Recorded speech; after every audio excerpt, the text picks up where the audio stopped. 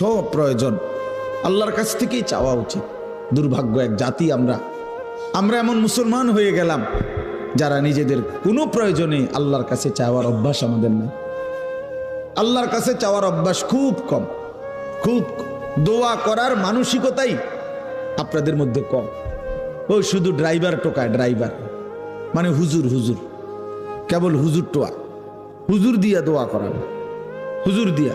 আরে ভাই, হুজুর দিয়ে দোয়া করানো নিষেধ না, হুজুর দোয়া করবে ঠিক আছে, কিন্তু নিজের আহাজারি, নিজের চোখের পানি, নিজের কান্না, নিজের আরজি নিজেই আল্লাহর কাছে পেশ করা উচিত। বান্দার কাকুতি মিনতি আল্লাহর খুব পছন্দ, আল্লাহর খুব পছন্দ, আল্লাহ তাআলার খুব পছন্দ। হাদিসে আছে বুখারীতে, ফাওয়াল্লাহি লা ইয়ামাল্লাল্লাহু হাত্তা তামাল্লু।